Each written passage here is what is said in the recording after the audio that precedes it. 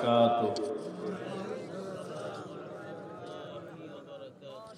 بسم الله الرحمن الرحيم. الحمد لله رب العالمين والعاقبة للمتقين والصلاة والسلام على سيد الأنبياء والمرسلين وعلى آله وأصحابه أجمعين. أما بعد فأعوذ بالله من الشيطان الرجيم. بسم الله الرحمن الرحيم. وما لكم لا تؤمنون بالله والرسول يدعوكم لتؤمنوا بربكم وقد أخذ ميثاقكم إن كنتم مؤمنين. والذي ينزل على عبده آيات بينات ليخرجكم من الظلمات إلى النور وإن الله بكم لرؤوف رحيم. آمنت بالله صدق الله مولانا العظيم.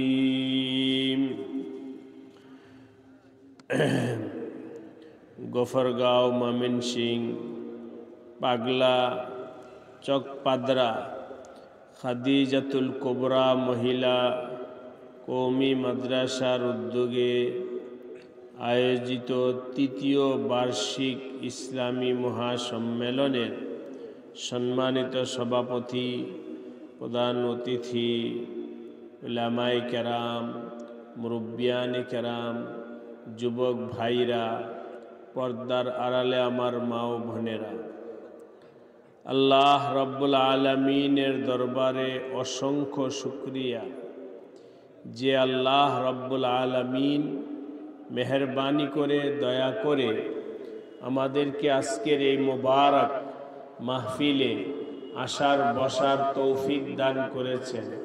সকলে শুকরিয়া আদায় করে বলি আলহামদুলিল্লাহ। আমার ভাইরা, আমি আপনাদের সামনে পবিত্র কোরআনে কারিমের সূরাতুল হাদিদের 8 এবং 9 নম্বর আয়াত তেলাওয়াত করেছি। এই আয়াত থেকে কিছু কথা বলবো। সবাই মন দিয়ে মুহাব্বতের সাথে কথা শোনার জন্য চেষ্টা করি। আল্লাহ আমাদের সবাইকে তৌফিক দান করেন। আমাদেরকে সৃষ্টি করেছেন, বানাইছেন কে? আল্লাহ। আমাদের রিজিকের মালিক কে? আল্লাহ। আমাদেরকে ছোট্ট থেকে বড় করছেন কে? আল্লাহ। আল্লাহ পাক। আমার ভাই ও দোস্ত, এই দুনিয়ার জিন্দেগিতে আমাদের চলতে ফিরতে, খাইতে, উঠতে, বসতে যা কিছুর দরকার সব কিছু আল্লাহ তার কুদরতের দ্বারাই ব্যবস্থা করেছে। সুবহানাল্লাহ। ঠিক কিনা বলেন? পানি লাগবে, وأنزلنا من السماء ماء। এ আমার বান্দা, তোমাদের পানির দরকার, এই জন্য তোমাদের জন্য আমি আসমান থেকে পানি বর্ষণ করলাম।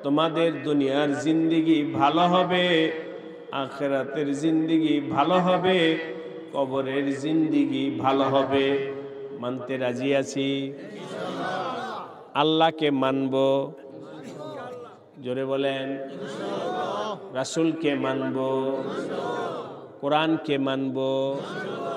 কোরআন হলো নূরের কিতাব, আলোর কিতাব, বাতি। আল্লাহ পাক পরিষ্কার ভাবে কোরআনে কারিমের মধ্যে বলেন, হুয়াল্লাযী ইউনাজ্জিলু আলা আবদিহি আয়াতিন বায়্যিনাতিন লিইখরিজাকুম মিনাজ যুলুমাতি ইলান নূর। আমার আল্লাহ কোরআন নাজিল করেছেন যাতে করে এই কোরআন পড়ে তোমরা অন্ধকার থেকে আলোর দিকে আসতে পারো। মাইকের আওয়াজটা একটু কমাইতে বললেন তো, একটু সাউন্ড কমাইলেন তো, বাড়ি খায় না আওয়াজটা, একটু কমাইলে আপনারা ভালো শুনতে পারবেন। আমি কয়েকটা উদাহরণ দিয়ে আপনাদেরকে বলতেছি। আমার ভাই ও দোস্ত, কোরআন হলো আলোর কিতাব। বলেন, কোরআন হলো আলোর কিতাব। পড়লে আলো পাওয়া যায়। একটু কমায় দাও বাবা, আওয়াজটা বাড়ি খায়, এই জন্য শুনতে সমস্যা। একটু কমায় দাও, ইকু যেন না হয়। স্মুথ আওয়াজ হলে শুনতে ভালো। আমার ভাই ও দোস্ত, কোরআন হলো আলোর কিতাব। যেখানে কোরআন পড়া হয় আল্লাহ পাক ওই জায়গাটাকে আলোকিত করে দেন। যেই ঘরে কোরআন পড়া হয় ওই ঘর আল্লাহর নূরের দ্বারা আলোকিত হয়। যেই ব্যক্তি কোরআন পড়ে আল্লাহ তার কলবকে নূর দ্বারা আলোকিত করে দেন। এই জন্য আপনাদের সবাইকে বইলা যাইতেছি, ঘরে কোরআন পড়ার ব্যবস্থা করবেন, ছেলে মেয়েদেরকে কোরআন শিখাবেন। রাজি আছেন? আগের জমানায় ছিল মুরব্বীরা সকালে ফজরের পরে জিজ্ঞাসা করত, এই বাহিরে যাইতেছো, কোরআন পড়ে গেছো? কোরআন পড়া যাইতে হবে। সকাল বেলায় সবার হাতে কোরআন নাও, সবার হাতে কোরআন নাও। আমরাও যখন ছোট্ট ছিলাম, স্কুল ছিল ওই 9টা 10টায়, ওই সময় তো কিন্ডার গার্ডেনের ব্যবস্থা ছিল না। কি বলেন? যারা দাড়ি পাকা আছেন তাদের জমানায় আপনারা কি করছেন? সকালে সব মসজিদে যাও। ছোট ছোট বাচ্চা মসজিদে যাইতো, সেখানে গিয়া আলিফ বা পড়তো। এরপরে স্কুলে পড়ে, কলেজে পড়ো, মাদ্রাসায় পড়ো, যা পড়ো, কিন্তু কোরআনটা পড়তে হবে। ছিল মক্তব, সব মসজিদের সাথে মক্তব ছিল। সব বাচ্চারা কোরআন শিখতো, নামাজ শিখতো। আজকে ভাই ও দোস্ত, এই মক্তবগুলো বিলুপ্ত হয়ে গেছে।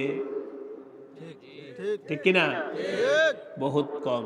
এতে ক্ষতি কি হয়েছে আমি একটু পরে বলতেছি। মক্তব নাই। হুজুর মাদ্রাসা তো আছে। আমি জিজ্ঞাসা করি, মক্তবে তো যাইতো সবার বাচ্চা, ঠিক না? মাদ্রাসায় সবাই ভর্তি হয়? মাদ্রাসায় সবাই ভর্তি হয়? মাদ্রাসায় সমাজের 5 বেশি থেকে বেশি 10% বাচ্চা মাদ্রাসায় ভর্তি হয়, আর 90% কোরআন থেকে মাহরুম হয়ে গেল। ঠিক কিনা বলেন? আগে যখন মসজিদে মক্তব ছিল তখন মোটামুটি ভাবে 90% বাচ্চা কোরআন শিখত। এখন শিখে 10%, বাকি 80-90% কোরআন থেকে মাহরুম। এই হলো আমাদের শিক্ষার উন্নত হয়েছে, শিক্ষার উন্নতি হয়েছে। ইংলিশ মিডিয়াম, কিন্ডার গার্ডেন, আরো জানি না কত কিছু। সকালে, আরে সকালে কোরআন পড়ো, সকালে কোরআন শিখাও, মসজিদে কোরআন শিক্ষার ব্যবস্থা করো। বিশাল বড় একটা ষড়যন্ত্র আমাদের দেশ নিয়ে হইছে। এক হিসাবে ষড়যন্ত্রকারীরা তাদের ষড়যন্ত্রে সাকসেস হইছে। মসজিদগুলোতে এখন মক্তব নাই। আমরা মাঝে মধ্যে নামাজ পড়তে যখন মসজিদে যাই, দেখি কারি সাহেব, ইমাম সাহেব 3 জন বাচ্চারে নিয়ে আসরের পরে কোরআন পড়াইতেছে, ঠিক কিনা বলেন? আর যেই মা বাবা একটু ধার্মিক, নামাজ রোজা পড়ে, তাদের ছেলে মেয়েরা স্কুলে পড়ে না, কোরআনও পড়াইতে হবে। এখন বাচ্চা পড়বে কোরআনটা কখন? সকালে ঘুম থেকে উঠা পাঠাইছে ইংলিশ মিডিয়ামে, আয়সা খাইছে, খাওয়ার পরে জোহরের পরে আবার হাতের লেখা না, মাগরিবের পরে হলো স্যার আসবে কোচিং করাইতে। তো ছোট বাচ্চাটা পড়বে কখন? বাচ্চাদেরও তো একটা খেলাধুলার, আনন্দের, শরীর চর্চার, ব্যায়ামের দরকার আছে কি নাই? কিন্তু মা বাবা সারাক্ষণ বাচ্চাটাকে পড়ো পড়ো পড়ো, আর যারা কোরআন পড়াইতে চায় তারা হুজুরের কাছে দেয় হলো আসরের পর। কোন সময়? সারা দিন পইরা বেচারায় ক্লান্ত হয়ে গেছে বাচ্চাটা, এখন আসর আসে, হুজুর বলে বলো আলিফ, ও হুজুর ভালো লাগতেছে না, সাইডটা দেন, একটু খেলতে যাবো। এই হলো আমাদের কোরআনের অবস্থা। এই কোরআন সমাজ থেকে উঠতেছে আর আমাদের কলবগুলো অন্ধকার হইতেছে।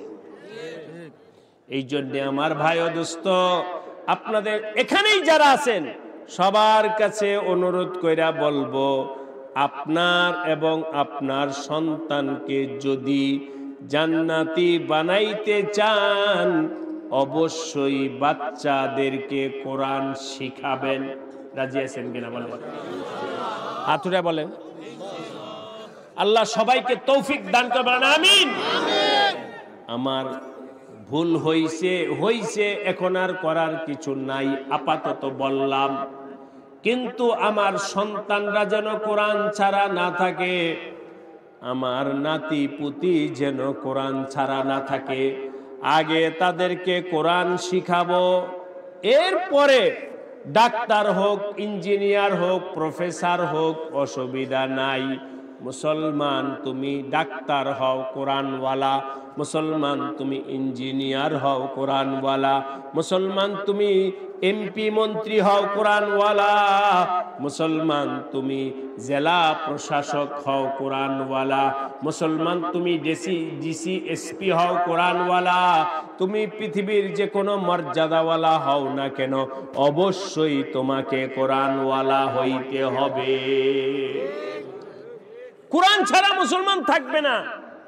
আজকে আফসোসের সাথে বলি ভাই ও দোস্ত, আমাদের দেশের পরিস্থিতিটাকে আল্লাহ তার কুদরতের দ্বারা পরিবর্তন করার তৌফিক দান করেন, আমিন। কিন্তু আপনারা অন্য মুসলিম রাষ্ট্রগুলোতে তালাশ করে দেখবেন, সৌদি আরবের কথাটা নতুবা নাই বললাম, আরবের কথাটা নাই বললাম যে ওদের মাতৃভাষা আরবি, এরা তো 100%-এর মধ্যে 100%-ই কোরআন পড়তে পারে সহি শুদ্ধভাবে। আরবের মুসলমান 100 থেকে 100%-ই কি পড়তে পারে? সহি শুদ্ধভাবে কোরআন পড়তে পারে। কিন্তু আপনারা বলতে পারেন যে ওদের মাতৃভাষা কোরআন আরবি, সেই হিসাবে পারে। আমাদের পার্শ্ববর্তী দেশ, পার্শ্ববর্তী মানে মুসলিম দেশ হিসেবে পার্শ্ববর্তী মালয়েশিয়া, সেখানে তো আরব নয়, মালয়েশিয়ায় যেই পরিমাণ মুসলমান আছে, আমার ভাই ও দোস্ত, অধিকাংশ মুসলমান সহিভাবে কোরআন পড়তে পারে, সহিভাবে কোরআন পড়তে পারে। আপনারা শুনেছেন, ওই তো কিছুদিন আগে হোয়াইট হাউসে মালয়েশিয়ার প্রধানমন্ত্রী জুমার নামাজে ইমামতি করছে, ঠিক আছে? মালয়েশিয়ার প্রধানমন্ত্রী জুমার নামাজ পড়াইছে ওই হোয়াইট হাউসে। জুমার দিন মিটিং ছিল, গেছে, মুসলমান জুমা পড়বে কোথায়? আচ্ছা এখানে জুমা পড়া, আমি পড়াই দিই, ঠিক কিনা বলেন? তুরস্কের প্রধানমন্ত্রীর কোরআন তেলাওয়াত শুনছেন? হ্যাঁ, মোবাইলের মধ্যে দেখেন এরদোগানের কোরআন তেলাওয়াত আমাদের মাওলানা মুফতি সাহেবদের মতো, ঠিক কিনা বলেন? আমাদের মৌলভী সাহেব, মাওলানা সাহেব, ইমাম সাহেব ছাড়া অন্য কাউকে একটু কোরআন পড়তে দেন তো দেখি। কেন? এই জন্যে শিক্ষা ব্যবস্থার মধ্যে কোরআন নাই, ঠিক কিনা বলেন? মুসলমানের শিক্ষা ব্যবস্থার মধ্যে কোরআন নাই। এই জন্যে ভাই ও দোস্ত, আমাদের কলবটা অন্ধকার অন্ধকার অন্ধকার হইতেছে। যাই হোক, আমি এই দিকে না, আমি একটু সামনে অন্য একটা। এখন আপনারা তো সবাই ওয়াদা করছেন যে আমাদের নাতিপুতি সবাইকে কোরআন শিখাবো। আল্লাহ সবাইকে তৌফিক দান করে। এখানে একটা মাদ্রাসা হয়েছে, খাদিজাতুল কুবরা মহিলা মাদ্রাসা, মেয়েদের মাদ্রাসা। পুরুষ এবং মেয়েদেরকে আলাদাভাবে পড়াইতে হবে, পুরুষ মেয়েকে আলাদা পড়াইতে হবে। ছোট্ট একবারে জিরো হয় তাহলে সেটা ভিন্ন, কিন্তু যখন একটু বড় হয়ে যাবে তখন ছেলে মেয়েকে এক জায়গায় রাখা যাবে না। মেয়েদেরকে ভিন্নভাবে পড়াইতে হবে, ছেলেদেরকে ভিন্নভাবে পড়াইতে হবে। ছেলে মেয়ে একত্রিত ভাবে শিক্ষা ব্যবস্থা ইসলামে নেই। মেয়েদের জন্য শিক্ষা ব্যবস্থা আছে, তবে সেটাকে ছেলেদের থেকে আলাদা করে পড়াইতে হবে, ঠিক কিনা বলেন? সুতরাং এই মহিলা মাদ্রাসায় আপনাদের মেয়েদেরকে অবশ্যই দিবেন। মেয়েরা যেন কোরআন পড়তে পারে, কোরআন বুঝতে পারে, কোরআন মোতাবেক জীবন চালাইতে পারে। এই জন্য একটা মহিলা মাদ্রাসা কেন হয়েছে, এই মাদ্রাসার জন্য জায়গাও বরাদ্দ হয়েছে। আপনাদের এখানে আসার আগে ঘর বানানো হবে। হুজুর আমাকে নিয়ে গেছে, হুজুর একটু মাটি কোবদা যান, আমরা পরবর্তীতে এখানে ঘরটা উঠাবো। বলেন, এতে আপনারা খুশি না বেজার? সবাই খুশি? আল্লাহ সবাইকে তৌফিক দান করেন, কবুল করেন, বলেন আমিন। এর পাশাপাশি একটা কথা আপনাদেরকে অনুরোধ করে এরপর আমি আমার সামনের বয়ানের দিকে যাব। ভাই ও দোস্ত, আল্লাহ আমাদের সবাইকে বুঝবার তৌফিক দান, বলেন আমিন। মসজিদ কার ঘর? আমরা কার বান্দা? সুতরাং মসজিদটা ঝাড়ু দিবে কে? আমরাই। রাজি আছেন? বলেন, মুসলমানদের মসজিদ ঝাড়ু দিব কি ফেরেশতা ঈসা? মসজিদ ঝাড়ু দিবে কারা? মুসলমান। মসজিদ ভাঙ্গে গেলে ঠিক করবে কারা? মুসলমান। আল্লাহ পাকের ঘর যারা আল্লাহর উপরে ঈমান আনে তারাই এটাকে ঠিক করবে, না এটা আরো গিয়া ভাঙ্গে দিয়ে আসবে? কি বলে, ভাঙ্গে দিবে? এটা দ্বারা আপনাদেরকে বুঝাইলাম, মাদ্রাসা নির্মাণ করবে মুসলমান না বিধর্মীরা? মাদ্রাসার যদি সমস্যা হয়, সমস্যার সমাধান করবে কারা? মাদ্রাসার যদি কোনো অ্যাক্সিডেন্ট হয়, সেটার পরামর্শের সাপেক্ষে সমাধান করবে কারা? মুসলমান। আল্লাহ আমাদের সবাইকে তৌফিক দান করেন। ভাই ও দোস্ত, যাক, কথা অন্যদিকে চলে যাবে, আমি আর ওদিকে যাইতে চাইতেছি না। আপনারা আমরা কেন ইসলামকে দূরে রাখি? কেন? মাদ্রাসা যদি নষ্ট হয়, একজন আলেমের মনে যেমন কষ্ট যাবে, একজন এলাকার মুসলমান হিসাবে চেয়ারম্যান সাহেবেরও কষ্ট যাওয়া উচিত, ঠিক কিনা বলেন? আমি দোয়া করি, শুধু দোয়া করি, আল্লাহ পাক সবাইকে সহি বুঝবার তৌফিক দান করেন। আমার ভাই, কোনো জায়গায় সমস্যা হলে সমাধান কি বন্ধ করে দেওয়া? ঢাকা ইউনিভার্সিটিতে সমস্যা হয়েছে, কথার কথা বন্ধ এখন থেকে, এটা কি ভালো হবে না খারাপ হবে? যদি সমস্যা হয়ে থাকে তাহলে সেটা কি করতে হবে চেয়ারম্যান সাহেব? সমাধান, আলোচনার মাধ্যমে কি সমাধান। যে কোনো ইসলামী কাজ হতেই পারে। এই আখেরি জমানায় আমার মাঝে ওনার মাঝে একটু দ্বিমত হয়েছে, এই জন্য তুমিও মসজিদে যাবে না, আমিও মসজিদে আসবো না। সমাধান, সত্যটা বের করে সমাধানে যাইতে হবে, ঠিক কিনা বলেন? আজকে যারা দেশ চালাইতেছে এবং যারা ভবিষ্যতে চালাইবে, সবাইকে আল্লাহ পাক ইসলাম আপন মনে করে নেওয়ার তৌফিক দান করেন। সুতরাং কোন মাদ্রাসায় যদি সমস্যা হয়, এলাকার মুরব্বী, চেয়ারম্যান, মেম্বার, পুলিশ সবার যেন এই দৃষ্টিভঙ্গি থাকে যে সমাধানের পথ তালাশ করতে হবে। মাদ্রাসা বন্ধ করে দেওয়া এটা সমাধানের পথ নয়, ঠিক কিনা বলেন? কোন দিনই কাজ আল্লাহ কিভাবে বলবো বলবো বলবো এই যে আজকে মাহফিল হইতেছে ভালো না খারাপ? দুষ্কৃতি লোক সব জায়গায় কিছু ভালো থাকতে পারে, খারাপও থাকতে পারে। একজন হঠাৎ করে ওই থানায় গিয়ে বলে আসলো যে এই মাহফিল অনুমতি দিয়েন না, কেন? বলে এখানে সমস্যা হইতে পারে। আচ্ছা তাহলে বন্ধ করে দিলাম। হইল?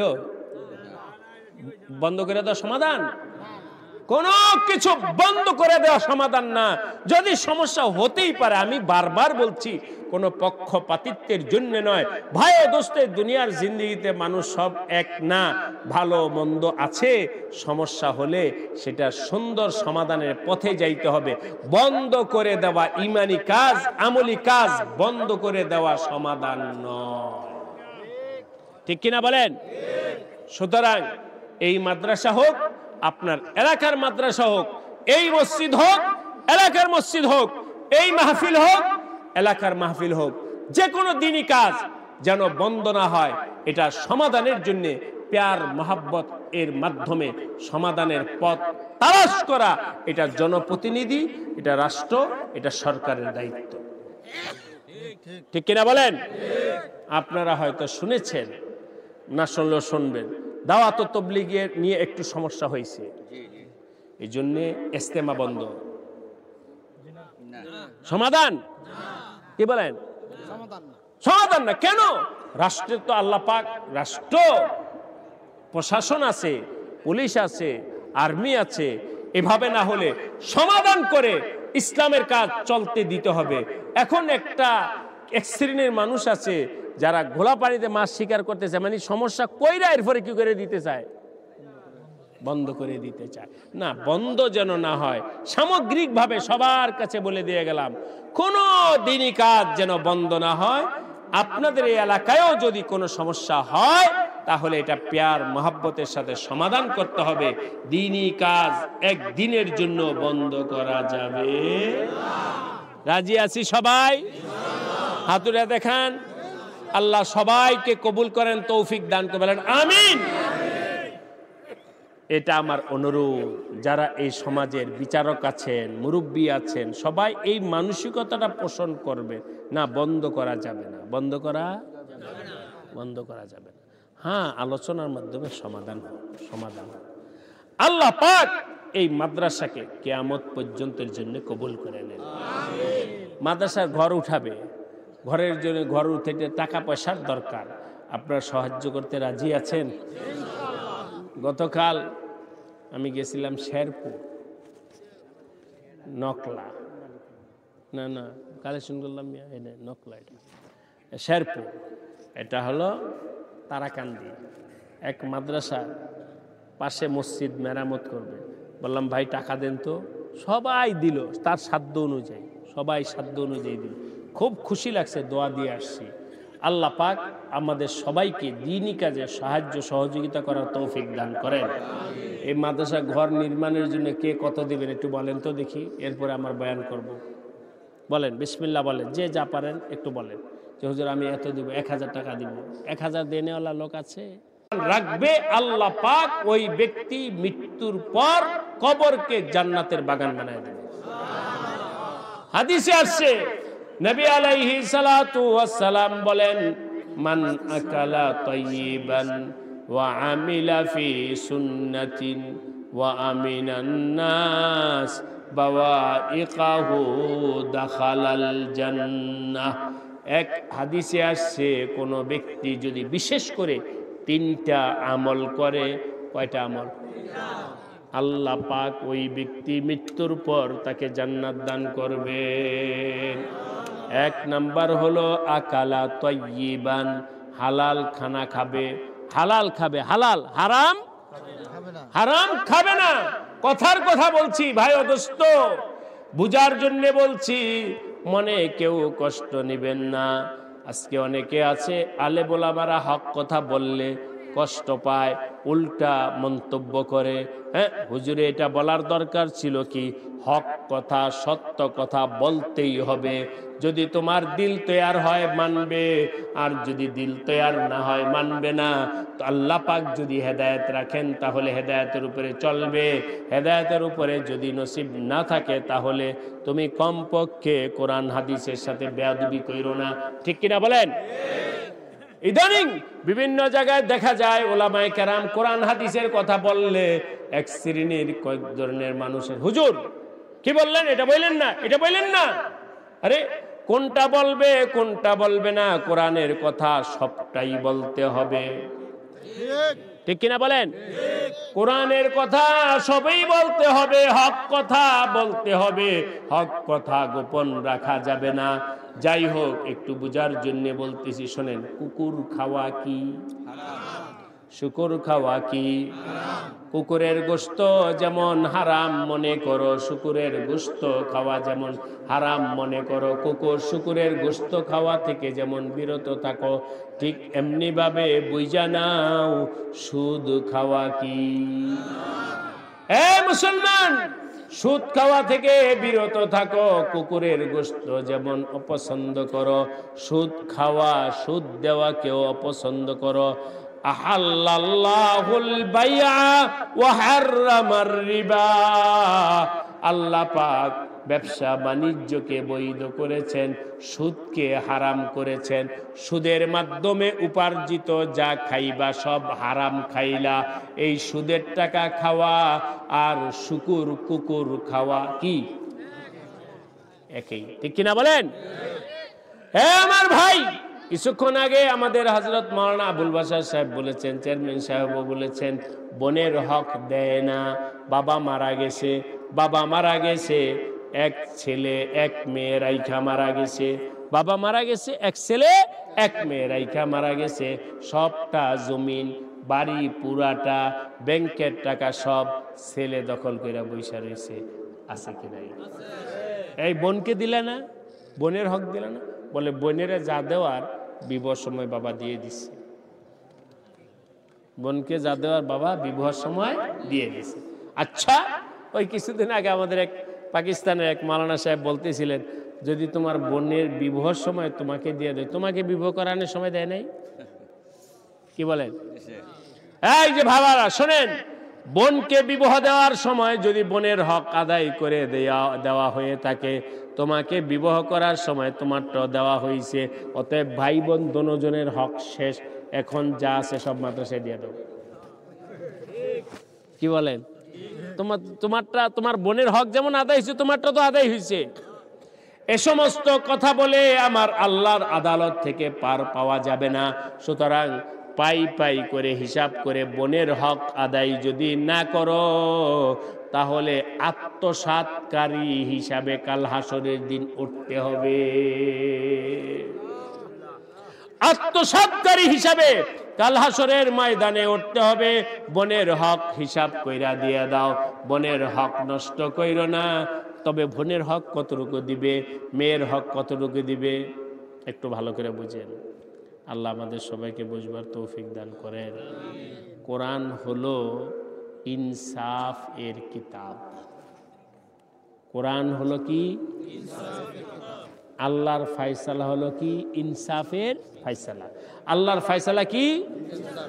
আমাদেরটা ইনসাফ না আল্লাহরটা বেশি ইনসাফ? সুতরাং আমার আল্লাহ যা বলেছেন এর উপরে কোনো মন্তব্য আমাদের নাই। আছে? কার কার আছে বলে হাত উঠান।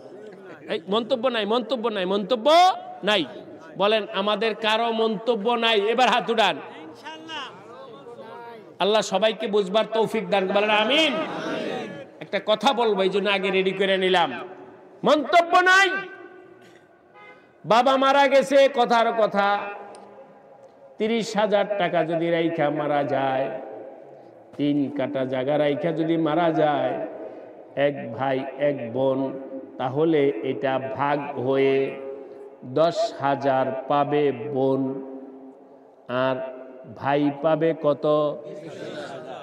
3 কাটা জায়গা রাইখা গেলে বোন পাবে কয় কাটা? আর ভাই পাবে কয় কাটা? আচ্ছা, সমাজের লোক, আপনারা কি বুঝতেছেন? সমাজে কিচ্ছু দেয় না, সমাজে কিচ্ছু দেয় না। সমাজে যখন কিচ্ছু দেয় না, তখন বলেন আল্লাহর নাফরমানি হইতেছে কিনা? হইতেছে না? কার নাফরমানি হইতেছে? আল্লাহর নাফরমানি। এখন এই নাফরমানি থেকে বাঁচার জন্য স্লোগান উঠাইছে, ছেলে মেয়ে দুজনকে সমান দিতে হবে। এটা কি হয়েছে? এই যে মাশাআল্লাহ, এটাও কি এক নাফরমানি থেকে বাঁচার জন্য আওয়াজ উঠাইলো আরেকটা নাফরমানি। ঠিক কিনা বলেন? ছেলে মেয়ে দুজনকে সমান দেওয়া এটা কোরআন বিরোধী কথা, যেমন একেবারে না দেওয়া কোরআন বিরোধী কথা। দুইজনকে সমানভাবে দেওয়া এটাও কোরআন বিরোধী কথা। ঠিক কিনা বলেন? কোরআন যেভাবে বলছে সেভাবেই হলো সঠিক সমাধান, ন্যায্য সমাধান। কোরআনের উপরে চলো। নাস্তিক মুরতাদরা আজকে সারা দুনিয়াতে আওয়াজ উঠাইছে ছেলে মেয়ে সমান, পুরুষ মহিলা সমান অধিকার, সমান অধিকার সব জায়গায়, সম্পত্তির দিক থেকে আরো বিভিন্ন দিক থেকে। এই সমস্ত নাফরমানির কথা ছাড়তে হবে, এই সমস্ত নাফরমানির কথা ছাড়তে হবে। ছোট্ট একটা গল্প শুনে, একবার ঢাকা ইউনিভার্সিটিতে, এটা কবে হয়েছে না হয়েছে আমি জানি না, এক ম্যাডাম বলতেছিল, এই শোনো তো দেখি, এই যে ইসলাম একটা বৈষম্যতার সৃষ্টি করছে, একটু নাউজুবিল্লাহ বলে। কি সেটা? বলে দেখো না, একই মা বাবার ছেলে মেয়ে, মেয়েকে দিবে অর্ধেক, ছেলেকে দিবে ডাবল। এটা তো একটা বৈষম্য ফায়সালা, এটা একটা অন্যায়মূলক ফায়সালা। কারণ মেয়ে যেই বাবার সন্তান, ছেলেও ওই বাবারই সন্তান। তাহলে অর্ধেক অর্ধেক হবে কেন? দুইজনকে সমান দিতে হবে। তো নাউজুবিল্লাহ বলেন তো। সেখানে একটা ছেলে ছিল মাশাআল্লাহ দিনদার স্টুডেন্ট, হাত উঠেছে, ম্যাডাম আমার একটা কথা আছে, বলো। বলে আপনি মুসলমান না অমুসলিম? মুসলিম না অমুসলিম? কেন? বলে আমি মুসলমানই। যদি মুসলমান হয়ে থাকেন তাহলে আপনি এখন ইসলাম থেকে বের হয়ে গেছে। বুঝেন আপনার কথা? কেন?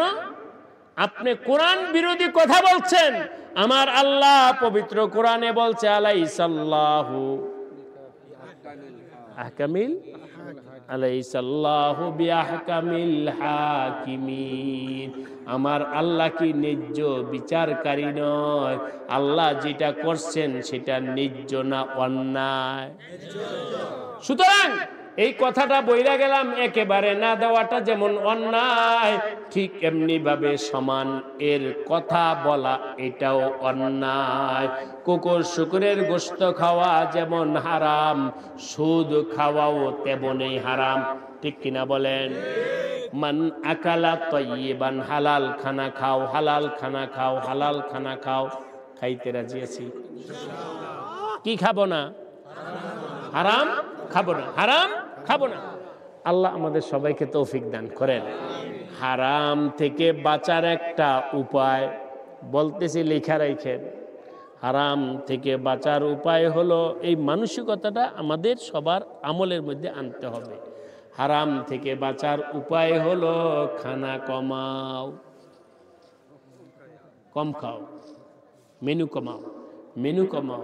আগের জমানায় প্রত্যেক দিন বাজার হইতো না, মাছের বাজার প্রত্যেক দিন হইতো না, গরু প্রত্যেক দিন বাজারে জবাই হইতো না, আর ফ্রিজ তো ছিলই না। ঠিক কিনা বলেন? ফ্রিজ ছিল না, রোজানা মাছ কিনতে বাজারে যাইতো না, গরু প্রত্যেক দিন জবাই হইতো না। কি করত? আমার আপনার মা বোনেরা বাড়িতে সিম গাছ লাগাইছে, ওই দুইটা সিম আইনা ভর্তা বানায় খাইয়ে ফেলছে। ঠিক বলছি কিনা বলেন? লাউ গাছ লাগাইছে, দুইটা লাউ পাতা আইনা শাক রান্না কইরা খাইছে। ঘরের জিনিসই মোটামুটি খাইছে। মেহমান আসছে, নিজেদের ঘরের মুরগি পাকায়া খাওয়ায় দিছে, বাজার করতে হয় নাই, ঘরের শাকসবজি এগুলি দ্বারাই করছে। ঠিক কিনা বলেন? এর মধ্যে বরকত ছিল। আমি আমার ভাইদেরকে বলি, আলু ভর্তা দিয়ে খানা খাও, দুনিয়াতে আল্লাহ জান্নাতে তোমার জন্য কাচ্চির ব্যবস্থা করবেন। আর দুনিয়াতে 4 আইটেম, 5 আইটেম, 3 আইটেম মাছ, 2, 5, 6 আইটেম গোশত, এইসব যখন ব্যবস্থা করে অটোমেটিক হারামের দিকে যায়। ঠিক কিনা বলেন? অটোমেটিক কোন দিকে যায়? আর শুধু হারামের দিকে যাওয়ার কারণে দোস্ত আখেরাতে যে ধরা খাবে তা নয়।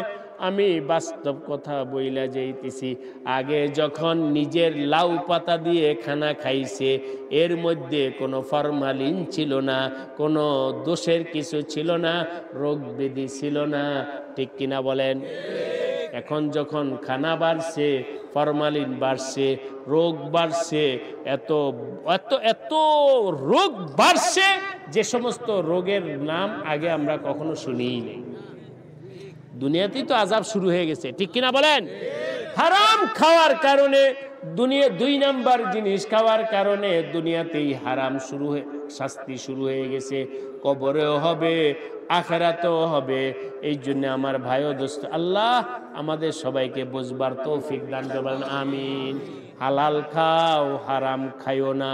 হালাল খাও, হারাম খাইও না। শরীরের মধ্যে শক্তি থাকবে, এনার্জি থাকবে। কলবের ভিতরেও আল্লাহ পাক রুহানি শক্তি দান করবেন। আরেকবার বলেন, কলবের মধ্যে কি হবে? রুহানি শক্তি হবে। এই জন্যে এখন আর আলোচনা দোস্ত বেশি বাড়াইতে যাইতে চাইতেছি না। হক্কানি আল্লাহওয়ালাদের কাছে যখন কেউ বায়াত হতো আগের জমানায় হক্কানি আল্লাহওয়ালাদের কাছে যখন বায়াত হতো, মুরিদ হইতো আল্লাহকে পাওয়ার জন্যে। কাকে পাওয়ার জন্যে?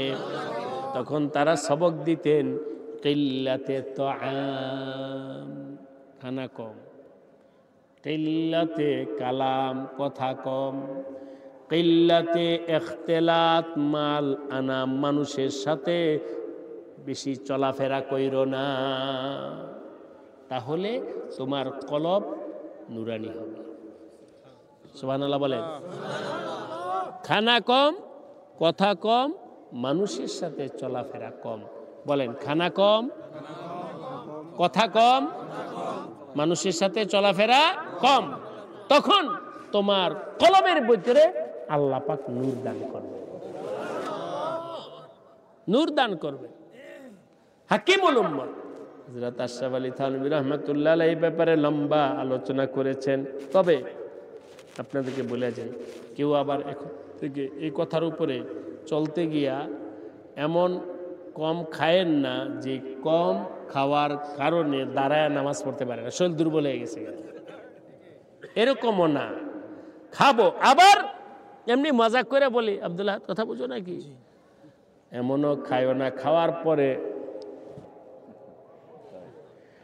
এত বেশি পরিমাণ খানা খাইও না যার দ্বারায় তুমি গাফেল হয়ে যাও।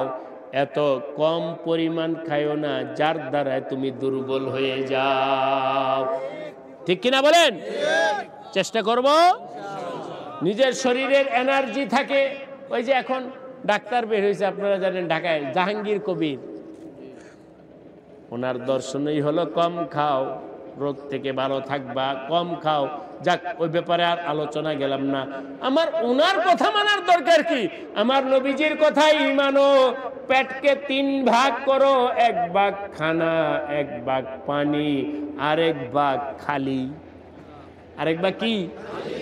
1 ভাগ খানা, 1 ভাগ পানি, আরেক ভাগ খালি।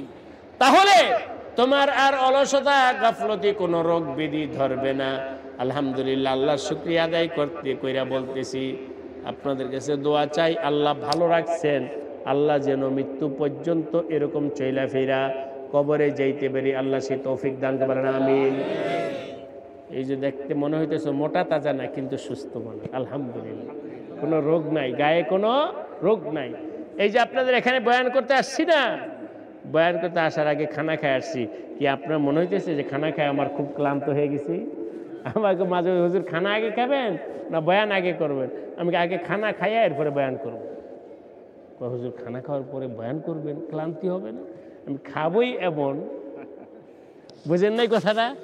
আমি খাবই এই পরিমাণ, যে পরিমাণ খানা খাওয়ার পরে কোনো কাজ করতে কোনো ক্লান্তি আসবে না। ঠিক কিনা বলেন? আমার ভাই ও দোস্ত, যদি কলবকে বিশুদ্ধ বানাইতে চাও, নুরানি বানাইতে চাও, খানা কম, কথা কম, মানুষের সাথে দেখা সাক্ষাৎ কম, পারবো? নিয়ত করেন। আল্লাহ আমাদেরকে তৌফিক দান করেন। এই আমার ভাইরা, মানুষের সাথে দেখা সাক্ষাৎ কম করো, কারণ মানুষের সাথে যখন যত আড্ডা বসাইবা, মিথ্যা হবে, গীবত হবে, শিকায়ত হবে, সমালোচনা হবে, ঝগড়া হবে, গুনাহ কিনা? সবাই কি গুনাহ? একা একা থাকো, চুপচাপ থাকো। আমার নবীকে আল্লাহ পাঠাইছেন গারে হেরায় একা একা থাকার জন্যে। খালওয়াতে থাকো, খালওয়াতে থাকো, খালওয়াতে থাকো। মানুষের সাথে অত বেশি মেশামেশির দরকার নাই, মানুষের কাছে পরিচয় তো বেশি হওয়ার দরকার নাই। যত গোপনে থাকতে পারো ততই তোমার ঈমান আমল হেফাজত হবে। যাক, এ ব্যাপারে আর কথা বাড়াইতে গেলাম না। আমাদের ওই জায়গায় চলে আসি, কমপক্ষে হালাল খানা খাওয়ার চেষ্টা করব। রাজি আছি? আল্লাহ সবাইকে তৌফিক দান করেন, আমিন। 2 নাম্বার হলো ওয়া আমিলা ফি সুন্নাতিন, সুন্নতের উপরে আমল করো। সুন্নত কি? আমার নবীজি যেই কাজ যেরকম করেছেন আমিও সেইটা সেইভাবে করব। বলেন ইনশাআল্লাহ। একটু জোরে বলেন ইনশাআল্লাহ। আমার যুবক ভাইরা, তোমাদের কাছে অনুরোধ কইরা বলি, আমার বোনদের কাছে অনুরোধ কইরা বইলা যাই, আসলে আজকে সুন্নতের উপরে মানুষ কেন ওঠে না?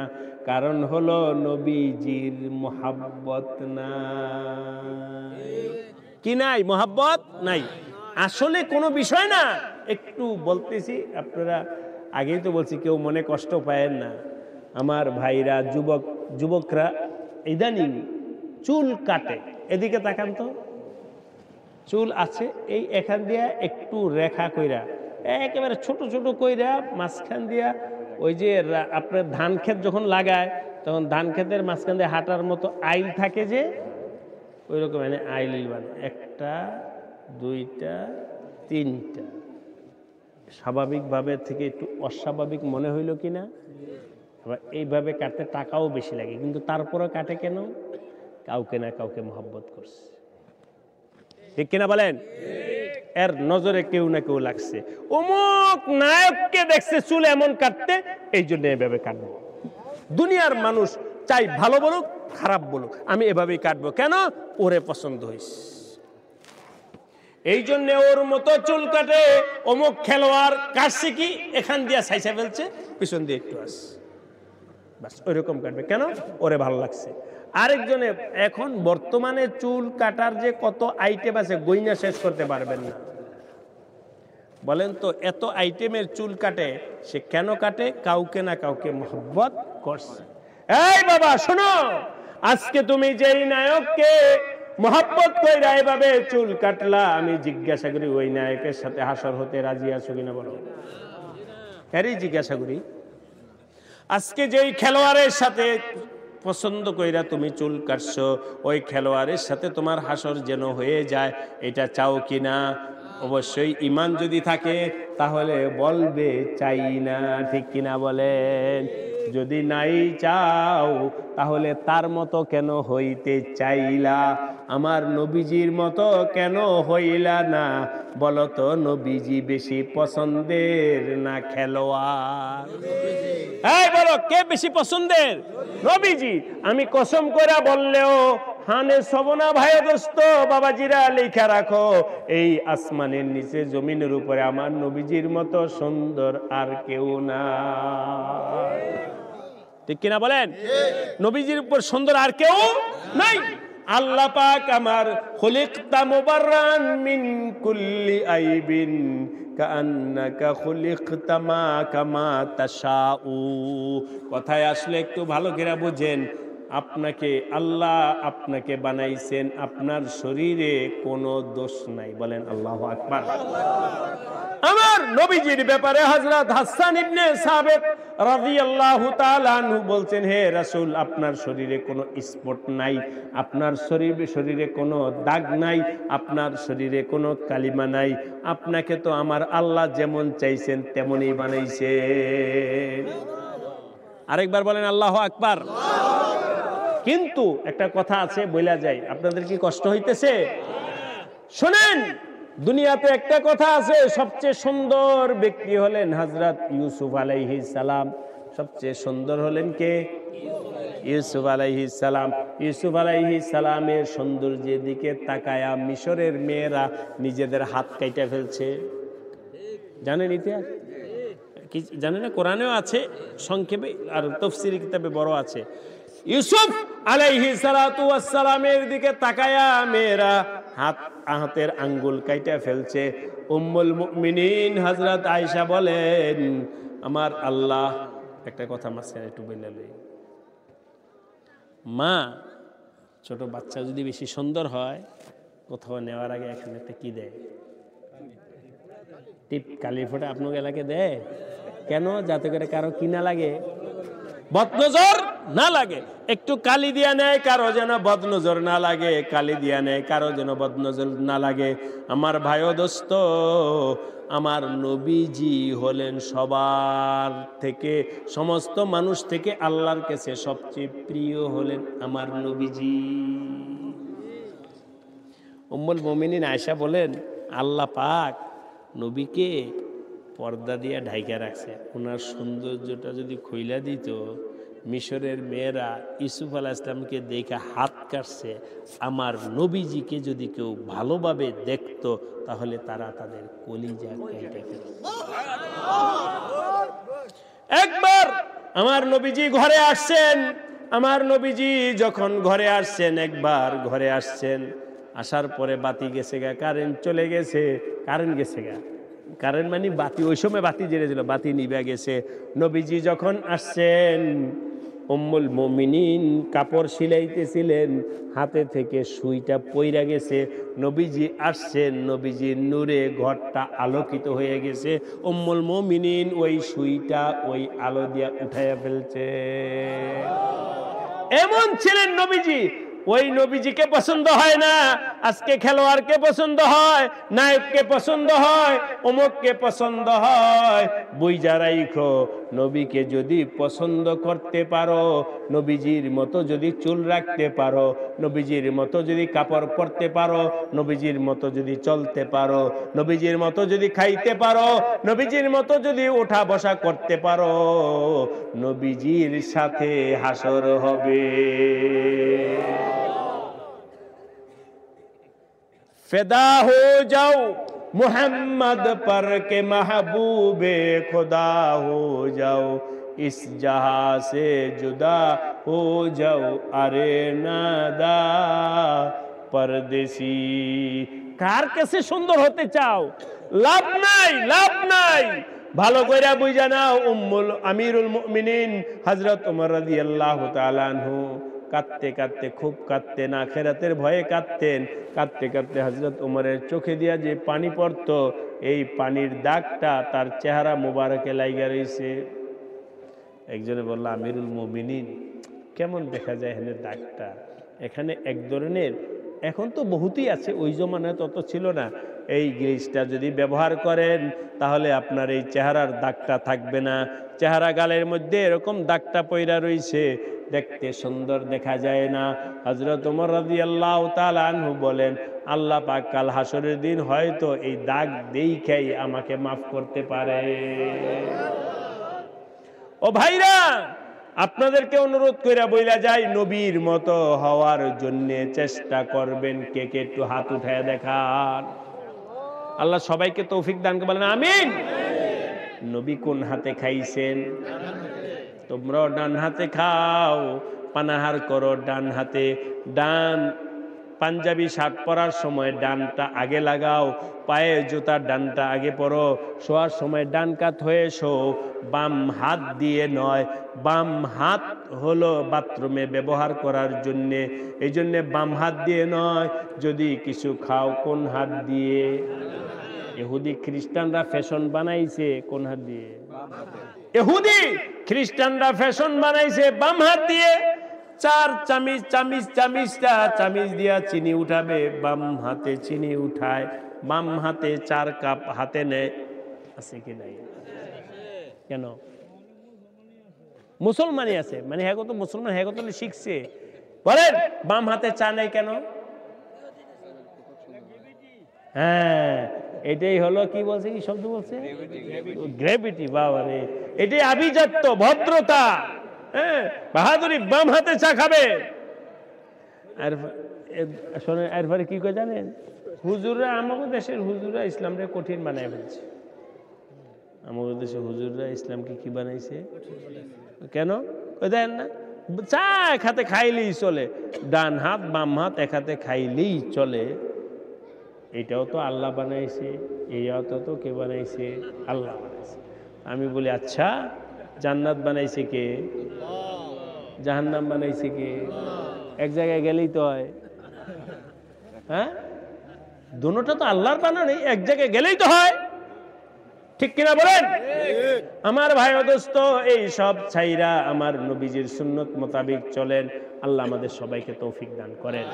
2, জান্নাতে যাওয়ার 3টা আমলের কথা বলতেছিলেন। 1 নম্বর আমল হলো হালাল খাওয়া, 2 নম্বর আমল হলো সুন্নত মোতাবেক তরিকায় চলা, 3 নম্বর হলো ওয়া মিনান নাস বাওয়াইকাহু, তুমি মানুষের আস্থার পাত্র হও। আল্লাহ আমাদের সবাইকে তৌফিক দান করেন। এটা একটু বুঝাই, একটু বুঝাই। মানুষের আস্থার পাত্র হও।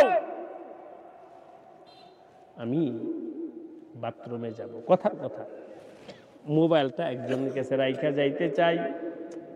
কার কাছে রাখবো? আচ্ছা, ওনার কাছে রাইখা যাই। আপনি একটু মোবাইলটা রাখেন তো। এমন হও যেন অন্য ব্যক্তি তোমাকে আস্থার পাত্র মনে করে। সফরে যাইতেছে, ভাই আমার বাড়ির দিকে একটু খেয়াল রাখেন। টাকা আপনার কাছে আমানত রাইখা গেলাম, মোবাইলটা আমানত রাইখা গেলাম। এমনভাবে মানুষের জন্যে তুমি নিরাপদ হও, তোমার কাছে কোনো কিছু রাইখা মানুষ যেন নিরাপদ মনে না। অমুকের কাছে রাখলে কোনো সমস্যা নাই, দলিলের কি বলে জাগার দলিল পত্র রাইখা গেছে ওনার কাছে। কোরআনে আছে, আল্লাহর এমন বান্দা আছে যাদের কাছে কোটি কোটি টাকা রাখলেও তারা 1 টাকা এদিক সেদিক করবে না। এর বিপরীত এমন মানুষ আছে যার কাছে 1 টাকা রাখলো, হ্যাঁ তোরে কিছু খসানের চেষ্টা করব। এই ঈমানওয়ালা, ওয়া আমিনান নাস বাওয়াইকাহু, যার দ্বারায় মানুষ নিরাপত্তা পায়, আল্লাহ পাক ওই ব্যক্তিকে জান্নাত দান করবেন। হালাল খাও, সুন্নত অনুযায়ী চলো, মানুষের আস্থার পাত্র হও, মানুষের আস্থার পাত্র হও। আল্লাহ পাক আমাদের সবাইকে এই 3টা গুণ হাসিল করার তৌফিক দান করেন। শেষ 2টা কথা বলবো। 5 ওয়াক্ত নামাজ পড়বো, বলেন জোরে, বলেন জোরে, বলেন কারা কারা পড়বেন একটু হাত উঠে দেখান তো। আল্লাহ সবাইকে 5 ওয়াক্ত নামাজ পড়ার তৌফিক দান করেন। 2 নাম্বার কথা হলো, আপনাদের সবার ঘরেই মা আছে, বোন আছে, মেয়ে আছে, তাদেরকে পর্দায় রাখার চেষ্টা করবেন। মা যেন পর্দা করে, মেয়ে যেন পর্দা করে, বোন যেন পর্দা করে, স্ত্রী যেন পর্দা করে। মহিলাদের জন্য নামাজ যেমন ফরজ, পর্দাটাও তেমন কি ফরজ। ঘরের মধ্যে তালিম জিন্দা করো, ঘরের মধ্যে তালিম জিন্দা করো, ফাজাইলের আমলের তালিম করো, পর্দার কিতাবের তালিম করো, সুন্নতের তালিম করো, সুন্নতের আলোচনা করো। ঘরের ভিতরে যেন আল্লাহর দিন চলে, দিনের উপরে চলে। এই জন্য এই কাজগুলো করতে সবাই তো রাজি আছি না? আল্লাহ পাক আমাদের সবাইকে তৌফিক দান করেন, আমিন। আজকের মাহফিলকে আল্লাহ কবুল করেন, বলেন আমিন।